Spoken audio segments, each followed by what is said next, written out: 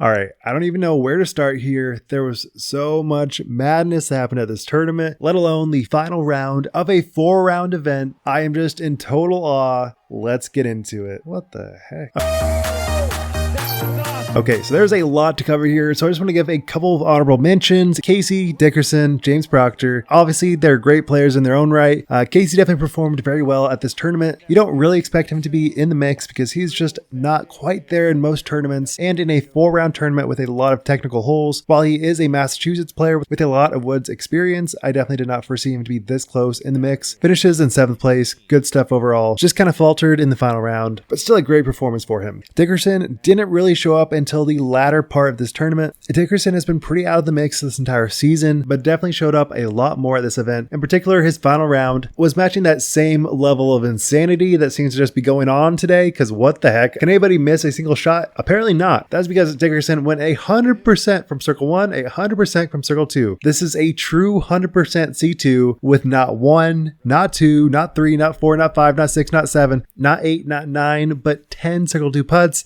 Now that I read this, I think this has to be UDisc error. There's no way that's actually true. But with that said, Dickerson was on the 3rd card, and I presume 3rd card has good UDisc trackers, so I think he literally got 10 circle 2 putts. These weren't anything crazy. It was right on circle's edge for the most part, but also with a 49-footer, who cares? You made all your putts for an entire round at the Eureka course. Absolutely mental. Still madness to see not one putt was missed in an entire round in the final round when you're fighting for the win. And then lastly, James Proctor. He didn't really have anything crazy happen at Northwood Black, but the Eureka course, he really lit it up with an 11 under to start his tournament, which included 2 throw-ins and 1 49-footer. And of course, if you're going to start that hot, you're probably going to end that hot. And he did with a 49-footer and a 60-footer. I really don't understand what was happening at this course. People just do not know how to miss. But like I mentioned before, this is only just the tip of the iceberg. There's still a lot more craziness to happen. So let's talk about the top players. So it is crazy to say that Simon played one of the best tournaments I think I've ever seen from him, and he still was not even close to the win. And when I say he was playing crazy good, I think the stats will have to tell the tale. A 93-foot throw-in on hole 8, it just kept gliding. I didn't think it was actually going to go in because there's no way that would go in. But of course, Simon has magical abilities, and he just continued it at Northwood Black with, of course, an 82-foot throw-in, a 60-foot throw-in, and a couple of C2 putts sprinkled in. Of course, he had a couple of bogeys because this is Northwood Black, but still a great round with 6 under. Of course, the next day gets a little bit more spotty, ends with an even, but of course, you can't end a round with Simon without making a crazy putt, so of course, he has a 60-footer. And then in his final round, he doesn't really do anything that spectacular, just a run-of-the-mill 8 under. Like, yeah, I guess that's good.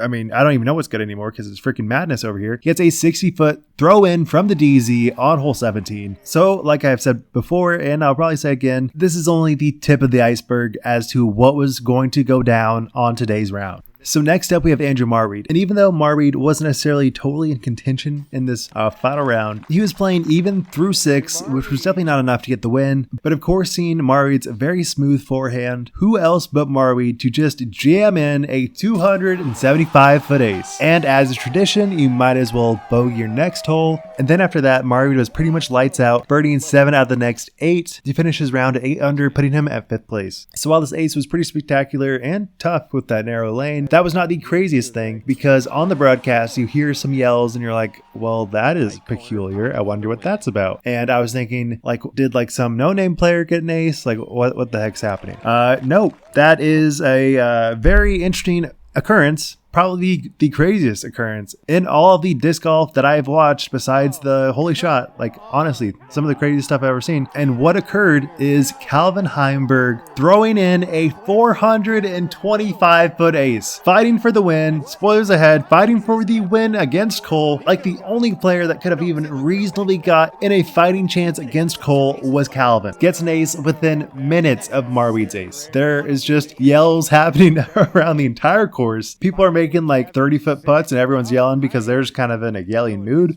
There's just positive vibes all around and nobody can seem to miss a putt, like I've said before. And it was so insane. And to quantify how insane this was, My wife actually cared about disc golf for once, which is a very big rarity. She actually wanted to watch disc golf for once, and if your wife wants to watch disc golf, then it must actually mean that we have some insane coverage going on. And so we have madness over there. So with that said, we had a couple of other players that were kind of fighting for the mix. We have Ricky. Obviously, Ricky's won this event before. We know he has the potential to play well. He definitely had a good performance, gets a 10 under in the final round. But I guess if you're not getting more than 12 under in a round, you're just not going to fight for the win. And so Ricky ends in third place. Really good finish for him. And before we get to the top two contenders, one major shout out to Ezra Robinson. I know very few people actually know of him. I definitely recommend watching all of Alden Harris's vlogs where Ezra makes an appearance. He seems like a really cool guy, and I just want good things for him. And he was playing so confidently that you would not have guessed that he is a much lower rated player and somebody that does not get into the mix all that often. That was because he was making so many crazy putts, 2 circles edge, circle 2 putts, and a 100-foot throw in his final round, and a hot round in round 1 with a 12 under. Clearly a great performance for him, and I would love to see him light it up in the future. But I think the major downside of this is that it was very apparent that he just does not have the woods golf that you need to conquer a tournament like this. With an even in round 2 with 2 doubles, 1 triple, and 1 bogey, that's just really not going to cut it. Even though he had a pretty decent 6 under in his round 2.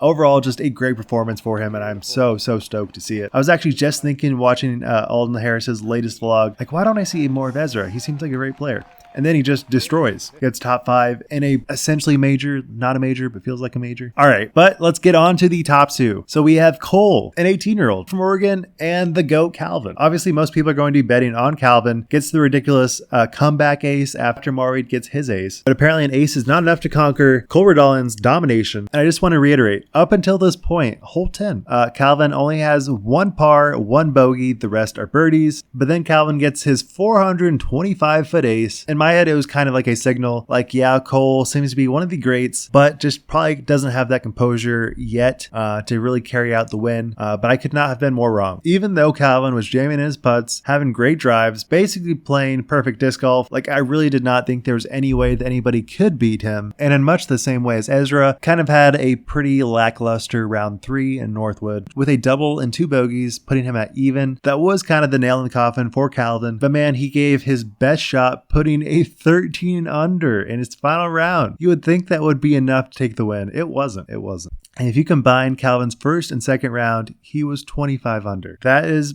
probably enough to take down most events if they're 3-rounders. But Calvin's ace was no match. We have a new king in town, and it's not Paul, it's not Ricky, it's not Calvin. It's Cole Redalen. And while we have definitely seen moments of brilliance from him, there was nothing like this final round. We definitely knew he was capable of it with a 10 under to start the tournament and a 9 under at Northwood Black. It is very rare to see numbers like this, especially coming from an 18-year-old that has very few displays of top 3 finishes, but we knew it was definitely possible. So going into this final round, Cole was 4 strokes ahead of the field, including Calvin. And 4 strokes is definitely not nothing, but when you are fighting for the win, 4 strokes does seem to be a pretty good buffer. And you might think that Cole would take it easier, probably just kind of like maybe play it safe a couple of holes. That was not the case. Cole went into the most focused mode I've seen anybody, probably more so even than Paul, and Paul is very focused in his moments of brilliance. When he gets those perfect rounds, I would say Cole was honestly more dialed in than that. It is very indicative of his performance that was the case. With a 100% scramble, 100% circle 1, 50% circle 2, and 0 OBs, he was not going to falter against any aces. And what was even crazier is that when he did get his birdies, he showed 0 emotion. It was not like a good or bad thing. It was just like, okay, yep, I made it. Cool. Move on to the next one. That level of focus and drive is something that you just do not see in people, and especially people as young as Cole. But having that winner mentality really allowed him to coast his final round. And when I say coast, I don't mean literally just like par out. That was not the case. He continued to get birdies the entire tournament, not having any close calls with his bogeys, getting really good upshots, and throwing insane drives, like when he had to throw over the water, slipping and falling, and getting inside circle 1 like it was nothing. So with that, Cole ended his round at 14 under, beating the entire field by 5 strokes, beating Calvin by 5 strokes, and putting up numbers that you'll probably just not see for a while, especially at Ledgestone. When you have so many great competitors, you expect to have a close competition against your competitors, but Cole was just having none of that. And when he won, he finally allowed himself to show some emotion, show the level of relief and exhilaration that he was feeling after it all was over. He was well deserving of this win. I am so stoked for him. And while I am shocked that that Calvin did not win this with the most absurd ace, I still have to say big props to Cole. Managing his emotions, not having anything falter him in moments where he could have some doubt, could choke, could have some early releases, but none of that occurred. So all in all, I just have to say this is madness. I'm so shocked that this was the way this 4-rounder ended, and this is not even a major. Crazy stuff. And because this is such a long video, I'll definitely be doing FPO tomorrow. But thank you guys so much for watching. Let me know what you guys thought about this round. Were you watching it live like me? Did your wives actually start watching it too?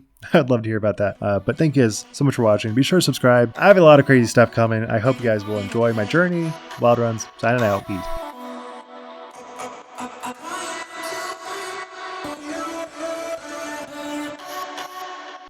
Live with Simon for birdie. Simon's been doing this. Yeah, Proctor, that's how you get that par home. Slams that one in there for a par, and he'll live to fight another day. Robinson for birdie. Atta boy. What a finish.